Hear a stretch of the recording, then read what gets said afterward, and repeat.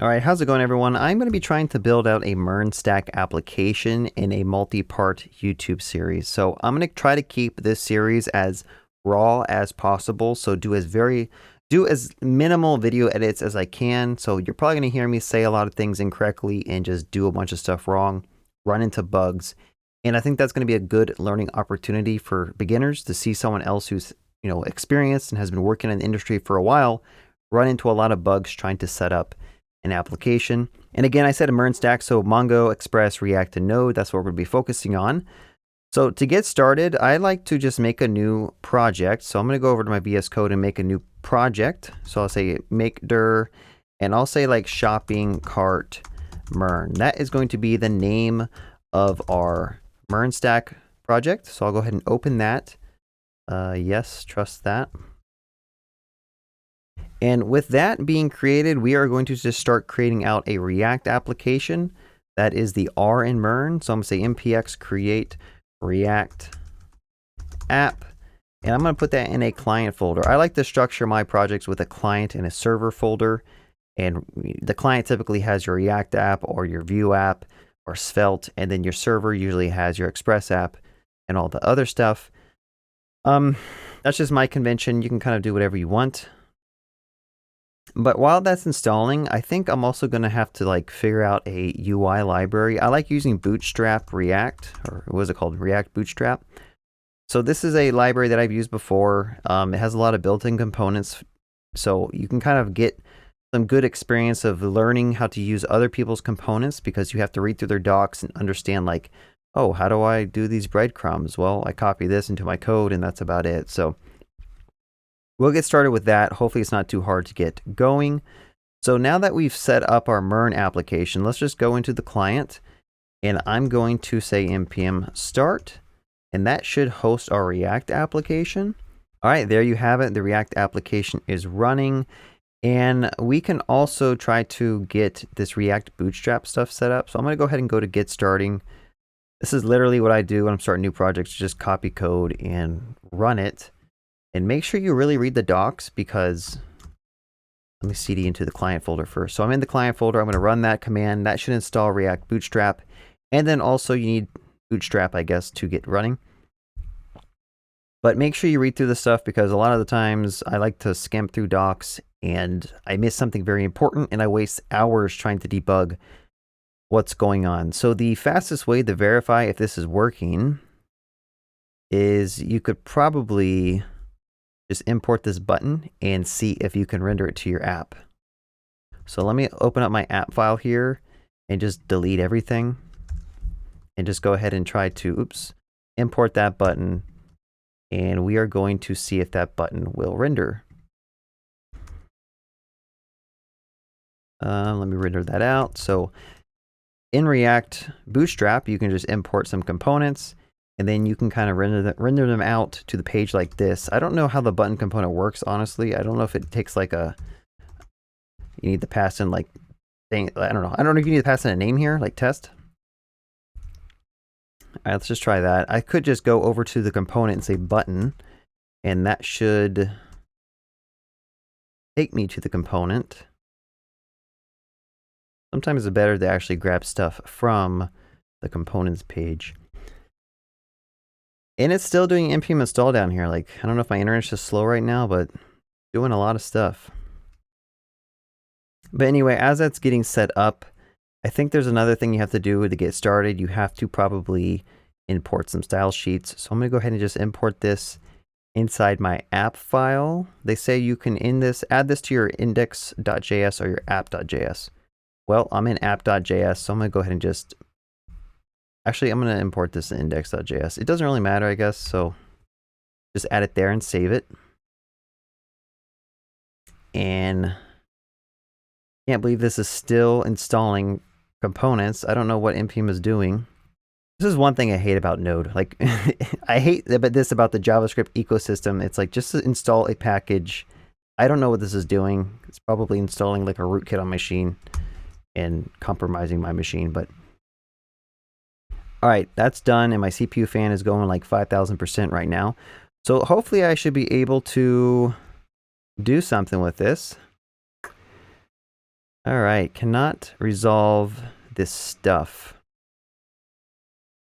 All right, so the joys of figuring this stuff out. Sometimes you just got to go back and restart your service because it can't find the imports by itself, so you have to like do a force reload. Let's see if that fixes the issue. I told you all this is going to be a live coding session, so you're going to watch me just debug the heck out of everything. All right, we got a button here, and it looks like it's styled with the Bootstrap theme, so I think we're good. We got React Bootstrap going. We got React set up. We have an application.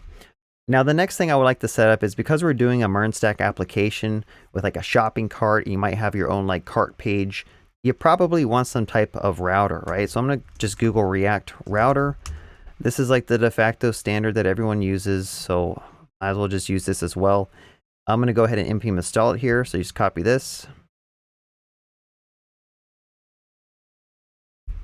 And I'm going to go ahead and run that in another terminal.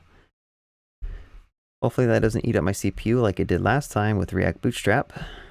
But while this is installing, we can kind of look through this and kind of figure out how to do this. So in their main application, their main app component, they just import this stuff. And I'm just going to copy and paste. This is literally like what a majority of my day looks like, just copying examples and pasting them into my code. I'm just kidding. I don't do that all day. But when you start off a new project, you're just going to copy and paste a bunch of like examples. But I've done this so many times that I kind of like know what this is. So I just copy it into my project and then gut out all the stuff that I don't need. All right, so let's see. Button. We don't need the button anymore. We verified that React Bootstrap's working. So the way the router works with React Router is you have this router component here, and inside of that router component, you have like a switch statement, and this is where it's going to change out the views depending on the URL that you have in your browser. So as an example, I could just remove this because this is going to crash. I'm just going to remove those components and just put some text. So about, users, and home. And then for this navigation, let's just get rid of it and just get rid of the div. Let's start small and build upon what we got. All right, so I think we should be able to go to these different pages. Like I think there's an about page. There was a users page. So the router is working. We verified that we got the router set up, and as you go to the different paths, you saw that it kind of showed different components here, right? So you can put whatever you want inside of here. You can put like different components, and that's typically the approach people do, is they'll have like a components folder or a pages folder, and each route will kind of take you to a different page. So we'll probably end up doing that in the future, but let's try to think what else we could potentially set up. It would probably be good. I don't know if I want to start setting up the back end now. I mean, we have like everything that we might need for the front end, I think. At some point, we might need to bring in like Vuex, or not Vuex, Redux toolkit. Might have to bring that in. I don't know if I want to do that just yet because that's going to be another bunch of downloads and configuration. Let's just go ahead and do the client, I guess. This first part will just be a bunch of setup. This first part in the series. So I like to make another server folder here, and you'll see that server pop up over here. And I like to cd into that server and just do like an npm init. And we can kind of install Express here. So I'm going to say npm install Express. And I don't know what else we might need. We'll probably need cores. That's typically a package I use all the time. So while that's setting up, I'm going to go ahead and make an index file. This is kind of like the root server where you have like Express going. You can put that in a source folder as well if you want to. It's really your choice, and it's really easy to refactor later on. But inside the package.json of the server, what I'm going to do is just make a start script, and I'm going to run npm, actually I'm going to say nodemon index.js. We didn't actually install nodemon yet, so let's go ahead and do that. So I'll say npm install save dev nodemon. This is like a little tool that you can use to just restart your application as you save changes. Super important to have if you want to actually be productive with anything in Node. So let's see if this works. I'm going to say npm run start on the server now. And what I also like to do a lot is I like to rename these. So I'll say like server, and I'll rename this to client. So now I know which one is running my client, which one's running my server. And then I also like to just have one called bash just set up. So I know like this is where I'm going to run any extra commands that I might need. All right, so let's just verify NodeMon's working. I got a file, I save it, you see that it restarts. So we can start importing Express. So I can say const express is equal to require Express. Right now I'm going off of memory, so I'm probably going to mess something up. And then using the Express package, you could typically just call it like a function, and that's going to return you an app. And to use app, you could say app.listen. You can give it a port. And inside of here, you can define some routes, but we're going to have to do some other stuff. Typically, you need to be able to set up a middleware to parse your JSON payloads. So the front end is going to send over JSON to the back end, but Express doesn't know how to handle that off the bat. So I'm going to say app.use express. What is it called? It's called I think it's just JSON. I don't know. I think that's what you do. And then I think you also want to have cores set up. So I'm going to say const cores is equal to require cores. And this is another package you can use to basically allow your front end to hit your back end if you're doing different ports. So I'm going to say app.use cores. And that is typically the setup. And let's just make a really quick endpoint here to verify that we can do something. So I'm going to say like if you hit this express service on like a hello endpoint, we are going to just send back some data. So I'll say res.send of what is up, dog. All right, so let's verify this works. We're running on port 8080. If I load up localhost 8080/hello, we see the message, what is up, dog? So we know our Express service is working fine. Everything should be good at this point, and we can actually process any request data that comes in. I'm trying to think what else we might need to get set up. Honestly, I probably should get a git ignore going, but I haven't made the repo for this yet. But I will commit this all to a repo before I publish this video. So yeah, we also need the backend to be able to talk to MongoDB, right? So we are going to install something called Mongoose. And this one I don't use often. I don't really work full-time using Mongoose or Mongo, but everyone loves MERN stack tutorials because it's the hip thing to do. So what I'm going to do is install Mongoose, and we can kind of struggle through this together. So I'm going to cd in another terminal into that server folder and install Mongoose. Voice just cracked there a little bit, but everything's good. So that's going to install Mongoose, and inside of this, I'm going to just go ahead and require it. And what other stuff can we hack at this? So it looks like the first thing you need to do is you need to connect to your Mongo database. I think I have Mongo already running locally. To verify that, I'm going to say Mongo here, and it failed. So I guess I don't have Mongo running. Let's see. MongoDB. I might have to actually install Mongo. So MongoDB locally setup. Let me read through this. I think I have it installed on another user of this. So I need to go to the MongoDB docs, and we need to figure out how to get this set up. So download the binary file. Okay.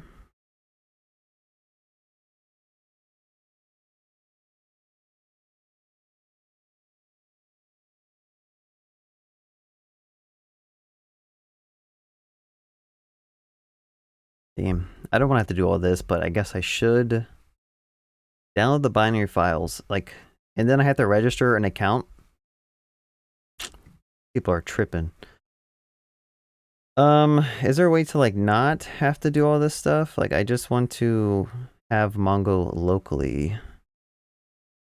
Community server. Okay, here it is. So on-premise, MongoDB locally, community server, and then I'm gonna download the latest version. Let's just do this. And this part I might skip out of the video. I don't know how long this is going to take to get set up, but I swear I had Mongo already installed. Alright, so it looks like it's just a binary. If I just move this to my workspace, and then I might have to like, where did this go? have to probably add this to my path. This tutorial is getting way out of scope. Yeah, let's see what directory I am in. I probably need to do a new tab here, and I need to just zoom in a little bit. So that was, I moved that directory to my workspace. So if I go and open up my bash profile or something, I'm trying to think what I need to do. You know, let me just follow this tutorial. So they tell you what to do. You extract it. Okay, extract the stuff to a target directory. Ensure the locations of the binaries in your path. So make sure that this is in our path. I could just run this command and we should be good. So let me actually do that over here in my VS Code. And I hope this works. I don't want to waste all day trying to figure out how to set this up. So I need to set it to the path of my Mongo directory. So that was in my workspace slash, let's see if this auto completes for me. It does. All right, MongoDB slash bin. All right, so I did that. Let's see what else I can do. Running Mongo.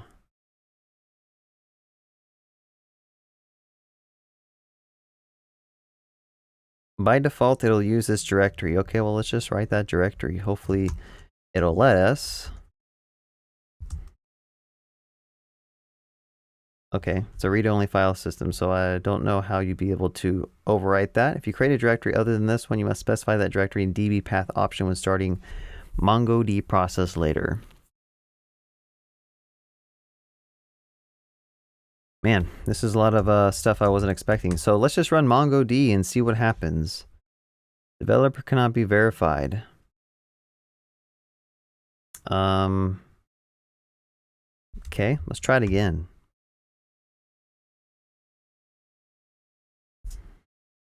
Sometimes you gotta actually like go here to your security preferences.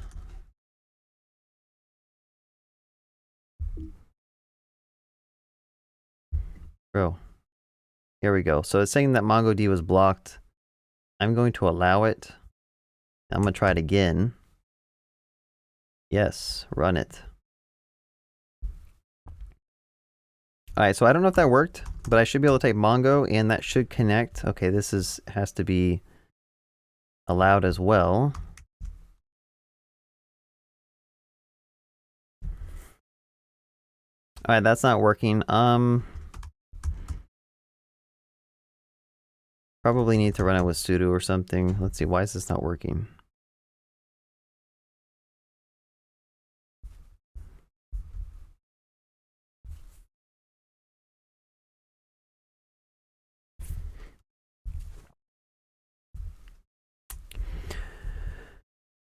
Well, this is the so this is the joys of programming. You try to do something simple, but you end up spending all day trying to figure out how to even like run this locally on your operating system.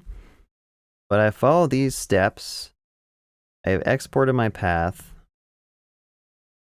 Replace Mongo install directory. Yeah, I did that. Now running it, before you start Mongo for the first time, create the directory which MongoDB process will write the data by default. It'll write it to data/db directory. If you create a directory other than this one, you must specify the directory in db path option. So I probably need to just like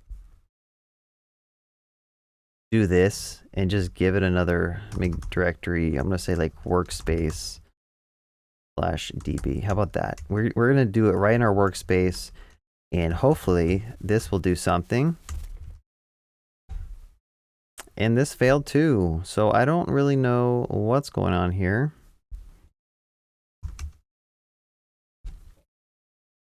You know, running with sudo seems like it actually did something. So let me just put that in a new terminal called MongoD. And I should be able to type Mongo now. Cool. I'm in. It worked. So hopefully you learned something about how to hack your system to run Mongo. But I think I was just running the security issues where it couldn't access this directory because of whatever reasons. I guess the user I'm on doesn't have sufficient permissions. But with that all being set up, we got Mongo running on this laptop now, and we want to have Mongoose just try to connect to it. So like if I hit this hello path, I just want to try writing something to the database. So going back to the Mongoose docs, they're saying that I could basically connect to that local running database by doing something like this. And what we probably actually want to do is I'm going to go ahead and run this first. This is going to be a promise chain. So I'm going to make sure I can connect the Mongo first, and then I'll start my Express app. And then we're going to call this like shopping cart. Hopefully that works. Let's go back and see if it actually complains. It looks like there's no issues, so I think I connected to that local running Mongo instance, and it probably created a shopping cart. Let's see if I can do Mongo and say like list LSDBs. I don't remember how to do this. Show DBs. Yeah, I think that's how you do it. So I thought that this would have created the database for us. So this is called like a table or a database, and it should have created that, but maybe I actually need to do something to it. Let's see. There's no errors, so I don't know. Let's just try this. Let's just try doing some of the schema stuff and just make sure that this works. I like to do this when I'm building out new projects just to verify that like running through their little examples actually do what they say they're going to do. So when you're using Mongoose, you kind of like describe what your data needs to look like, and it's going to do some like really loose type checking on your data to make sure that it fits what you expect it to be. But we got that all set up, and then you can like do some stuff with the model here. I think I have to like register the model maybe. Let's see. So blog post, we can actually, this is like a schema, but then somehow you have to register this with Mongoose. So let me see if I can figure out how to do that. I think you just do this. So I can actually say like blog post model, and then I can say blog post. Let me just do this. I don't like naming these with capitals.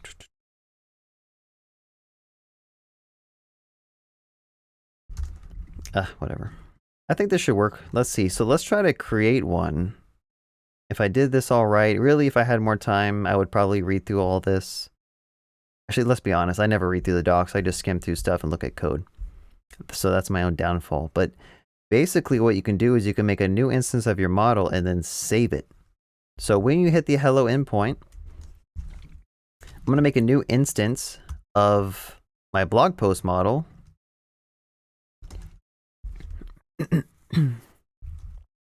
And I'm going to set the author. Actually, I'm going to set the title. Let's just get rid of all this stuff. We're just going to have a body on it. Let's set the body to like hello world. And then we should be able to save it. And I believe this would be like a promise. So I think I could be able to do something like this. I think you can also do this if you wanted to. That might be easier to do. Yeah, so let's just test this out. Again, what I'm doing, just a little recap, I'm trying to set up my Express service to communicate with Mongo using a library called Mongoose. And to use Mongoose, you import it, you create some schemas, you create some models, and then you can use those models to basically create and persist instance of those models to your database. So after I kind of run this or hit this endpoint, we should be able to see some records being put into that table here, or that database. So let us re-hit that endpoint. Our backend didn't crash, so that's a good sign, I think. And then if I show the databases, we have a shopping cart one now. So I can say use shopping cart, and I can say show tables. All right, we have a blog posts table. So Mongoose is going to create these tables for you automatically based on what you name them, I believe.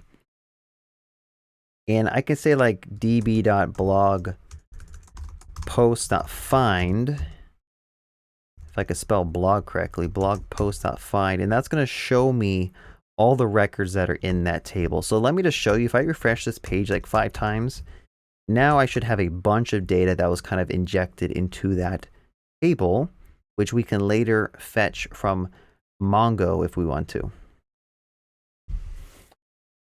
All right, so the backend setup didn't go as smoothly as I thought it would. It took me a lot of time to get MongoDB set up and running on my local laptop. But I mean, we kind of worked through it, mainly because I just assumed there was a security issue, and it kind of was a security issue. But yeah, I think we kind of set up the whole MERN part of this series, right? We set up Mongo, we set up Express, we set up React, and we have this all running in Node, right? So everything is set up and ready to go. We also have Bootstrap set up on the front end. I'm going to probably end this part of the series right now because we have a lot set up. And now the next part is kind of like figuring out, what do we want to do? What do we want to build? How do we want to display the shopping cart and stuff like that? So stay tuned for the next part of this series. If you've stuck around this so far in this video, I hope you learned something from it. But yeah, I look forward to seeing you in the next video.